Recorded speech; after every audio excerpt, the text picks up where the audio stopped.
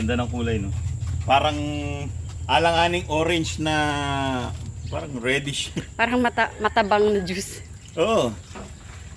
Yan ang mga vitamin namin na napipree sa mga expo.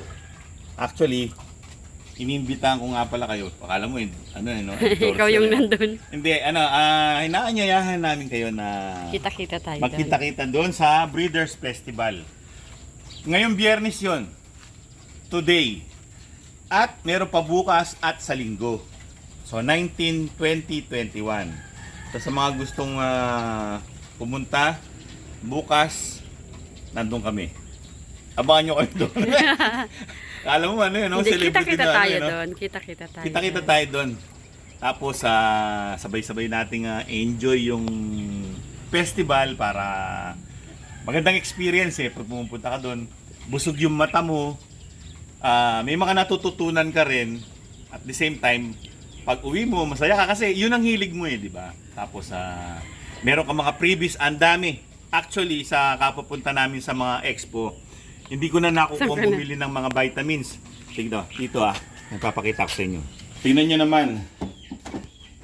Yan yung pinaka una.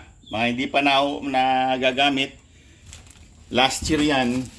Tapos meron pa kaming reserve dito na iba. Nung February naman to. February. Yun, February pala yun. Ito yung August. Hindi pa nauubos. Yung August, di pa nauubos. Hindi pa nauubos. Pera pa. Pera pa yung mga mga buo. May mga buo pa kaming nagaling sa mga expo. Hindi pa namin nagagamit. Kasi nga dahil sa Red Cell. Red Cell, ang dami. Pero lang yung mga feather boost iba yun. Yung mga yan. So, imagine mga kaibigan, kapag uma-attend ka ng mga festival, sa halagang 250 pesos, yung makukuha mo mga vitamins at mga antibiotics, mga gamot, mga freebies, kaya nang isustain para sa isang gamitan na halos Sa buong taon. whole year. Tapos, matatambak na lang. Dahil sa ang dami pinamimigay. Yung entrance mo na 250, sulit na sulit mo yun, sobra pa. Actually, yung entrance, hindi naman sila kumikita dun Actually, yung kumikita yung sa kabuuan ng event. So, yung entrance mo, ang dami mo nang maiuuwi. Parang panalo ka nga sa raffle actually, may raffle pa nga. May chance ka pang manalo. Kasi kami nanalo na rin minsan. Dog cage. Tapos mga feeds. So, papainumin ko na itong mga na to, yung vitamins na tinimpla ko. Tapos na yung nila, yung kanilang flushing. Purga na lang yan, tapos paligo. Nilipat ko sila sa madamo para bago sila makapunta sa cord, nakatigid na sila ng damo. Bus na kagad So malakas kumain to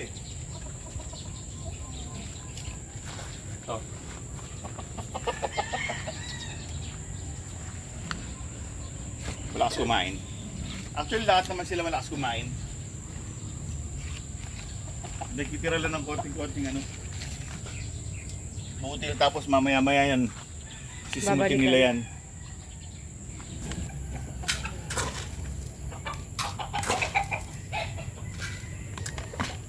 So, unahin ko muna itong si Riot. Nandiyan si Riot tsaka si Catriona.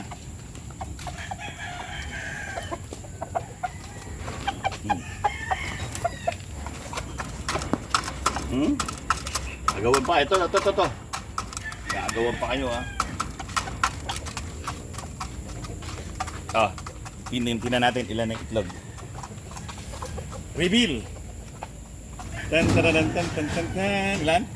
Tatlo. Tatlo. Wow. Pangalago ng itlog. Okay. Nice.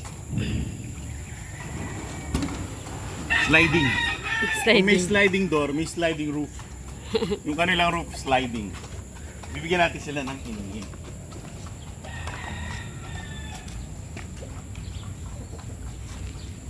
Ay, Judge, ay magkakanin.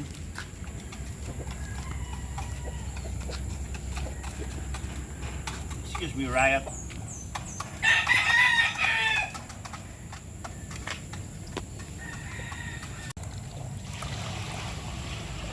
Kailangan patay-patay.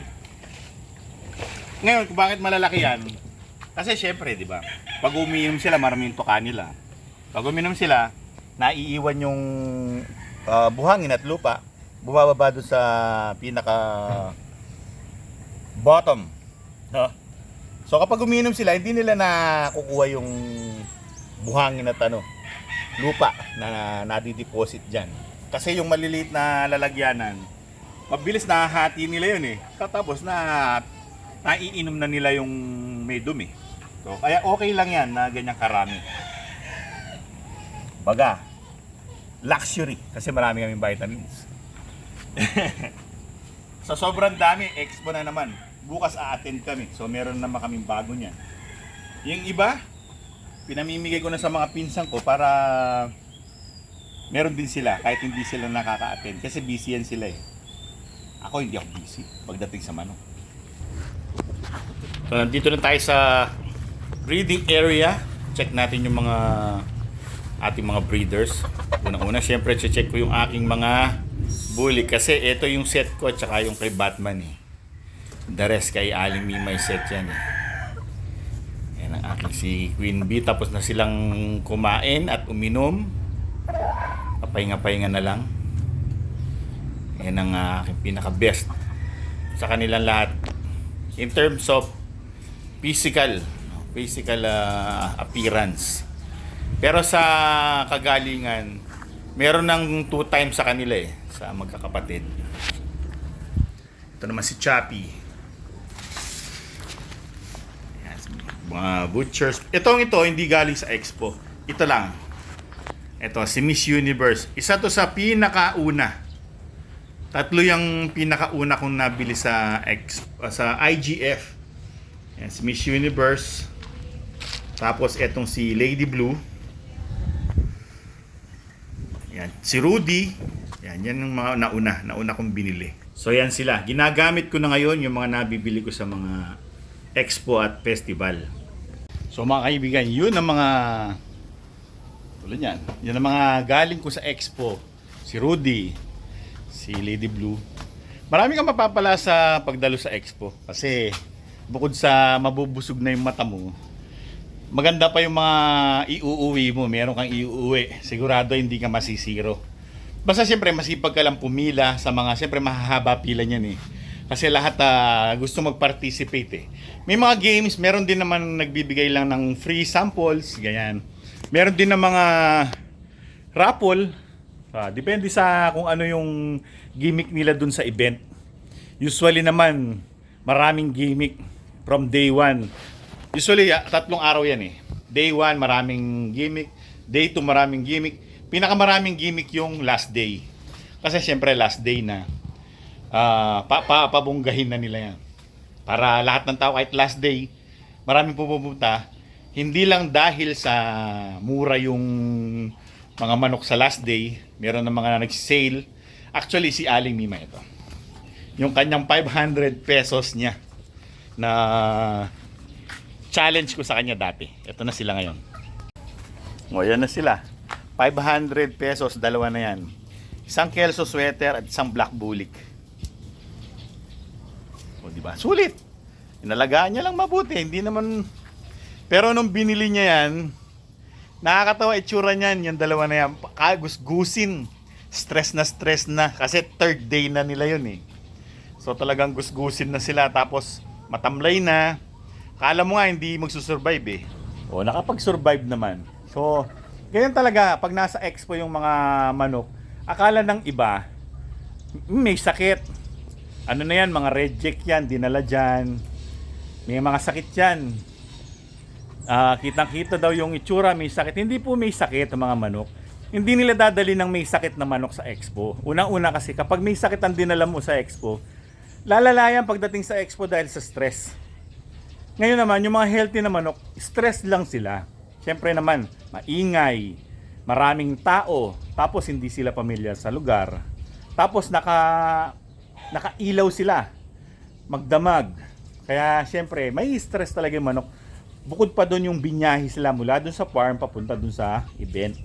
Kaya kapag nakita nyo yung mga manok sa video na matamlay, hindi kumikibo, nakalugmok yung mukha na ganun, hindi po ibig sabihin yan, may sakit. Sila lang ay nai-stress. So, given naman yan, may stress talaga ang manok kasi hindi naman sila sanay sa mga ganyang, di katulad ng tao na katulad natin na marunong tayo mag-mall, maglibot, makipamisita, mag-travel. Hindi naman tayo nai-stress ng ganun kasi sanay tayo, sanay yung katawan natin. Di katulad ng mga manok. Nasa farm lang yan eh. Maliban lang sa mga, siyempre yung mga tandang na, siyempre binibiyahe yan minsan. Yun.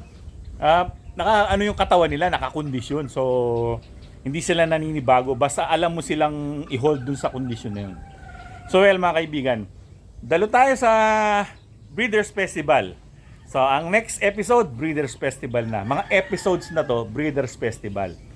Pagkatapos ng video to. So mga kaibigan, kita tayo doon hanggang sa susunod na episode. Paalam!